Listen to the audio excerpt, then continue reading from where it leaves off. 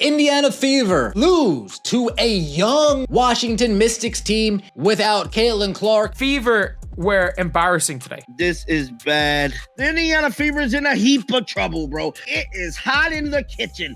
This was embarrassing performance from the Indiana Fever. The whole team just looked bad. The game's not even over yet, bro. This is scary, dog. Look at Caitlin Clark's face. Look at Caitlin Clark's face. She knows it's over. Just like I knew it was over, bro. What just happened in Indiana is nothing short of embarrassing.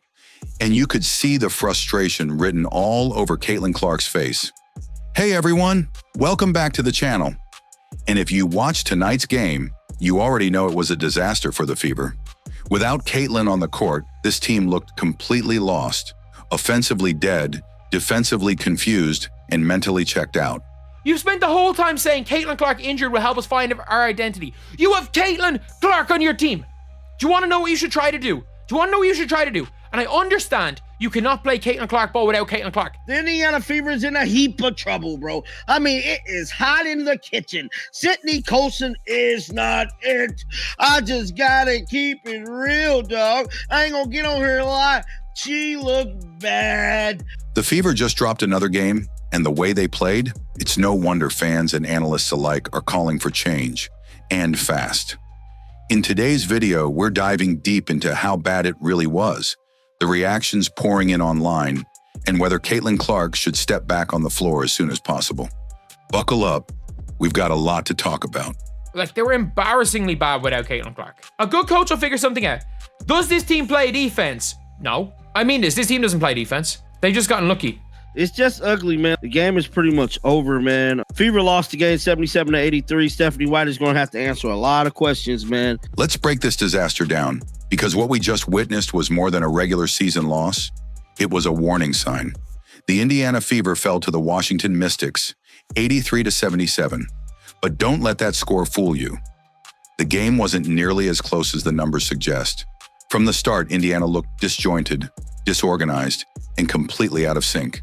We see that the Fever outscored the Mystics first quarter. Second quarter went Mystics' way. Look how slow this third quarter was. 13-16. And then the Fever actually scored more points in the fourth quarter. I mean, the Mystics literally won this game in one quarter. The first quarter was the only bright spot where the Fever actually outscored the Mystics. But it all went downhill from there. The offense slowed to a crawl. The ball movement disappeared. And the shot selection? Borderline reckless. In the third quarter alone, the Fever scored just 13 points. 13, while giving up 16. That quarter effectively sealed the game. I don't think that they're going to pull this one off. It is over, bro. I mean, it's simply nail and coffin for the Indiana Fever, dog, at this point. Lexi Hall played approximately 30 minutes. Looked like Lexi Hall played the most minutes, man. She only had 9 points, 2 assists, and 4 rebounds. My goodness, it is ugly. I can't even lie, bro.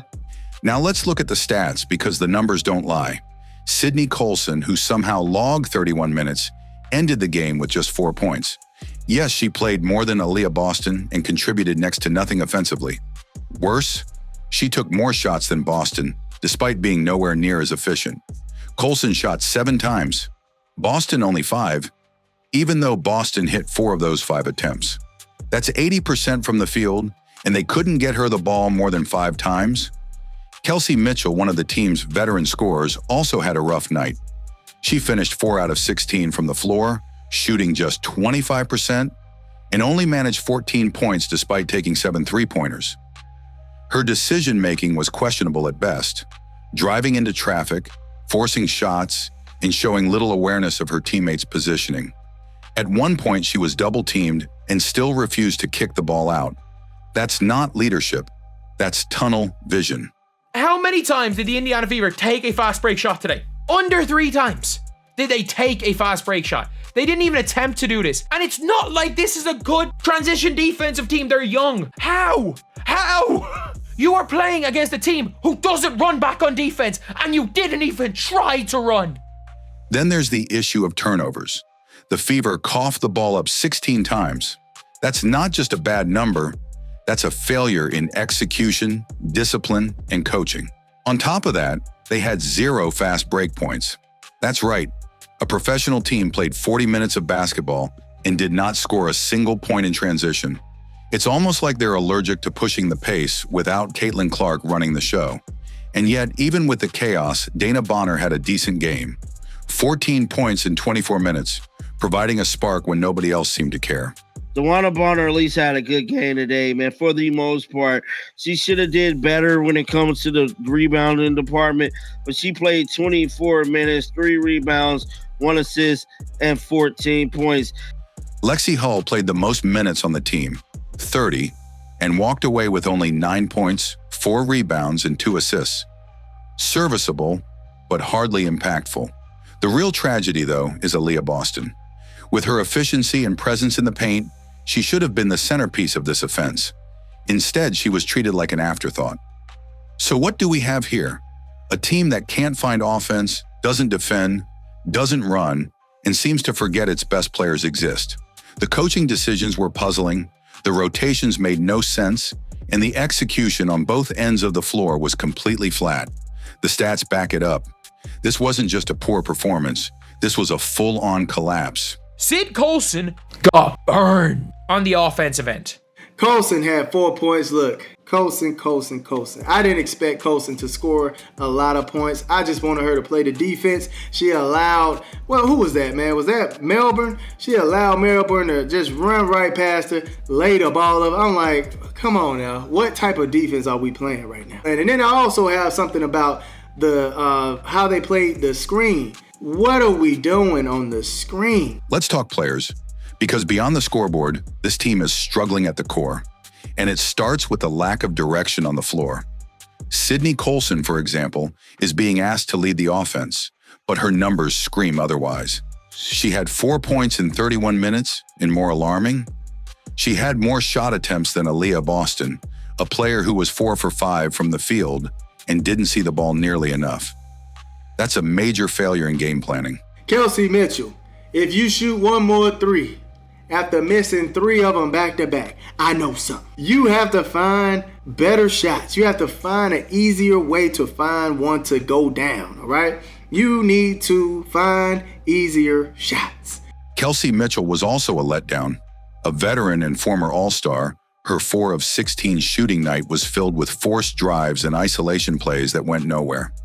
She's trying to play hero ball without Caitlin Clark, and it's costing the team possessions and momentum. There were multiple moments she drove into traffic instead of passing to open teammates like Boston or Bonner. That's not leadership. That's desperation. Now let's talk about Boston, man. Went 4 for 5 from the floor, had 10 points. Didn't shoot bad from the floor, but the defense, oh my goodness. When I saw that Shakira was back, I knew she was going to give Boston some problems, man. Shakira is a dog down there in the paint. Then there's Aaliyah Boston, the biggest missed opportunity. Every time she touched the ball, she made something happen. Her strength in the paint, her footwork, her shot selection, all elite. And yet she was barely involved. Boston didn't even touch the ball for 10 possessions at a time. That's not just bad offense. That's negligence by the coaching staff and guards. Off the bench, Dana Bonner was one of the few bright spots. She played like she wanted to win, scoring 14 points, hustling, and trying to energize a flat lineup. Meanwhile, players like Sophie Cunningham and Lexi Hull provided little offensive impact.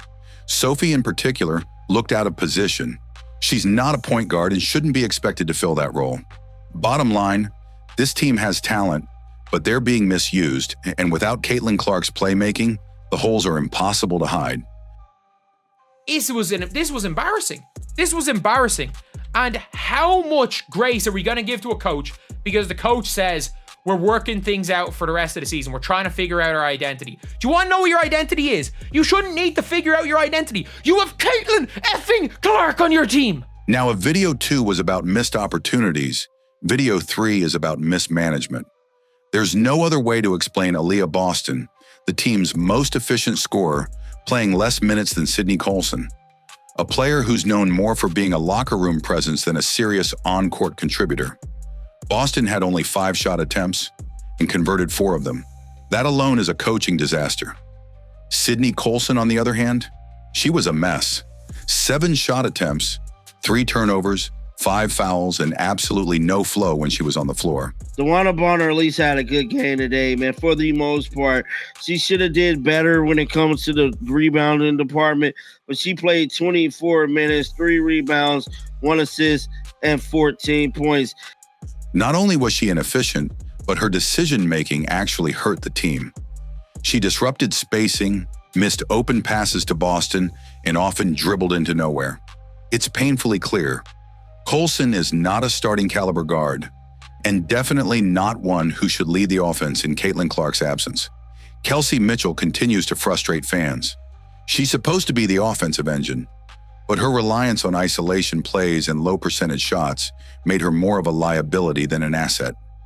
4 for 16 from the field, just 4 assists, and little to no off-ball movement. She isn't adjusting, and it's costing them games. At least DeWanna Bonner got a nice shot to end the game with 21 points. At least DeWanna Bonner did something. Meanwhile, Dana Bonner remains the lone, consistent bright spot. Again, she played with energy and confidence, finishing with 14 points and providing stability when the rest of the team looked confused. Lexi Hull, while active, didn't produce much. And Sophie Cunningham? She was exposed for her lack of ball handling under pressure, especially when the Mystics pressed her full court. This team has no real backup plan, no pace, no structure, and clearly no plan B without Caitlin Clark. The coaching staff has misused its weapons and allowed non-performers to dominate minutes. And the result is exactly what we're seeing: a demoralized, directionless roster falling apart in real time. You've spent the whole time saying Caitlin Clark injured will help us find our identity. You have Caitlin Clark on your team. Do you want to know what you should try to do? And I understand you cannot play Caitlin Clark ball without Caitlin Clark. If you want to understand how bad things are right now for the Fever, don't just look at the scoreboard, look at the reactions. Social media lit up during and after the game, and it wasn't pretty. Fans, analysts, and former players were all saying the same thing. This team looks lost without Caitlin Clark. Last time Caitlin Clark played them, man, she nearly had dinner half the points. Look at Caitlin Clark's face. She know it's over. Just like I knew it was over, bro. I had to come down here to make the video in the studio, bro, because I knew it was over, bro. It's over. It's 1:11 right now. On X, formerly Twitter, a post went viral showing Caitlin Clark on the bench, visibly frustrated, shaking her head, staring in disbelief, and at one point, looking like she was biting her lip just to stay calm. That face told the entire story. She knows this team is better than what they're showing, and she also knows that her presence is the only thing holding it all together. People are calling out the coaching staff too. One post read, "Stephanie White's game plan is letting Sydney Colson run the offense like it's open gym. Meanwhile, Aaliyah Boston touches the ball once every 10 possessions. Ouch. But it's not wrong. These are decisions that are costing games, and the fan base is losing patience." When it's just about to end, it's not fully over, she just shoved Brittany Sykes for no reason. She was just running around hacking people at inopportune times. Even national outlets are starting to raise questions. Where's the urgency? Where's the leadership? ESPN's coverage noted that Clark was more animated in the huddles than the actual coach, and that's exactly the problem. When your injured rookie is showing more fire than your head coach, something is broken. The reactions are crystal clear. Fans are tired of watching this team waste talent, and unless something changes fast, the criticism will only get louder. Impressive display by the Mystics, who, if they had Georgia Amore, would be a very interesting team. The loss of Amore really hurt them, but Sykes has played well as well. And in this one, it was Iriafen with 16 points and 8 boards. Citron with 13 points, 7 boards. Let's be honest. What we're seeing now is a total collapse in confidence, and it's spreading from the court to the fan base. Fever supporters are exhausted, and Caitlin Clark's absence has exposed every weakness in this roster and in the coaching staff. After this game, comment sections were on fire. One fan wrote, "This team doesn't even look like they practice. No sets, no urgency, just chaos." Another said, "This is what happens when you take away the only player who creates offense. The whole thing falls apart."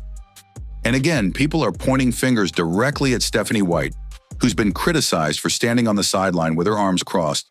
I am stunned. Washington is one of the worst teams in the league, and they came out in a heavyweight bout and put the beats on the Indiana Fever, bro.